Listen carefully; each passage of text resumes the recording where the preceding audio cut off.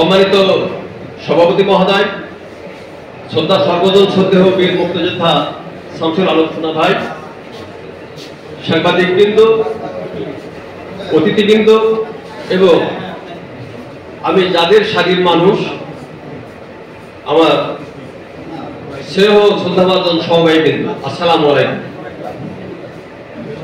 আমি সংক্ষেপে কিছু কথা বলবো। ইতিহাসের কথা সময় অফিসার মহোদয় বললেন, কিন্তু দীর্ঘ পথ পেরিয়েও সমবায়ীদের ভাগ্যে সরকারিভাবে কোনো ব্যবস্থা আজ পর্যন্ত নেওয়া হয়েছে আমার জানা নেই।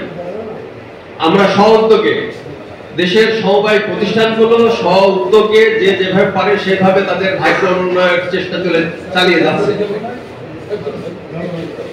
রাষ্ট্রীয় পৃষ্ঠপোষকতায় আপনারা জানেন পিকেএসএফ এর 2%, 3% ইন্টারেস্ট নিয়ে বিভিন্ন এনজিওগুলো লাভবান হয়ে যাচ্ছে, কিন্তু লক্ষ লক্ষ সমবায়ী এদেশে যারা দেশের উন্নয়নে বিভিন্ন ক্ষেত্রে কৃষি, মৎস্য, পশুপালন থেকে শুরু করে বিভিন্ন খাতে তারা উন্নয়নের ধারা অব্যাহত রেখেছেন, এই সুযোগ কখনো তাদের ভাগ্যে মেলেনি।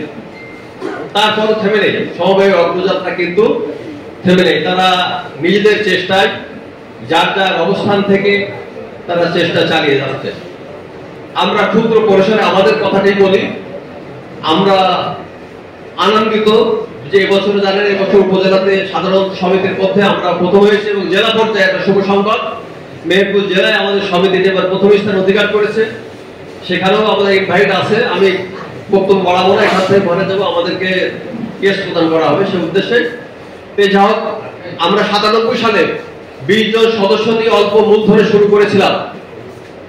আজকে 25 সালে দাঁড়িয়ে আমরা 2.25 কোটি টাকা মূলধন নিয়ে আমরা আমাদের যাত্রা চলমান আছে।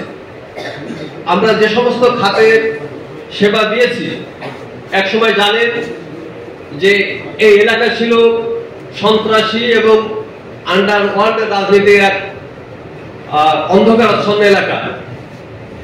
বিভিন্ন সে সময় দেখেছেন আমার গ্রামে 2 থেকে 3 জন ক্রস ফায়ার হয়েছে। আমরা চেষ্টা করেছি সে সময় যে সমস্ত ওই ভুল পথে চলা ছেলেদেরকে আমরা তাদেরকে পুঁজি দিয়ে আলম সাধু কিনে দিয়ে অন্তত পক্ষে ওই পথ থেকে বেরিয়ে এসে তারা নিজেরা তাদের কর্মসংস্থান খুঁজে পেয়েছে। এমনি ভাবে আমরা 40 থেকে 45 জনকে আমরা আলম সাধু কিনে দিতে পেরেছিলাম।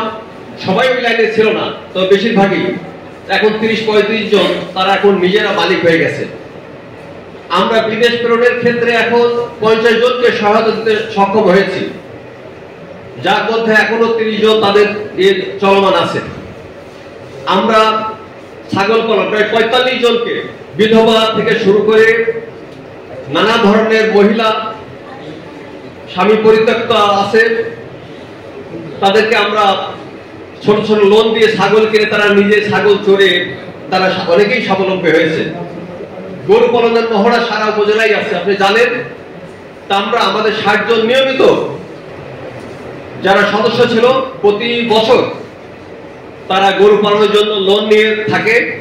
ইতিমধ্যে এখন নিজেরাই প্রায় 40 জন মতো আর আমাদেরকে লোনের পর নির্ভর করতে হয় না, তারা সেই টাকাতে জমি কিনতেছে, গরু কিনতেছে। আমরা প্রতিদিন তাদেরকে সহায়তা দিতে সক্ষম হয়েছি। আমাদের মৎস্য চাষে অনেকেই আমাদের টাকা নিয়ে মৎস্য চাষ করতেছে, সেখানে তারা লাভবান হচ্ছে। তেমনি ভাবে আমরা করোনার মধ্যে আপনারা জানেন যে করোনায় যখন খুব খারাপ অবস্থা, আমরা প্রায় 60,000 টাকা মতো বিভিন্ন পরিবারকে আপনাদের সহায়তা প্রদান করেছি করোনার মধ্যে। ইতিমধ্যে গত বছর আমাদের একজন দরিদ্র সদস্য, তার সালতায় বাড়ি, ঘর পুড়ে যায়, আমরা তাকে টিন সহ আর্থিক সহায়তা তাকে দিয়েছিলাম।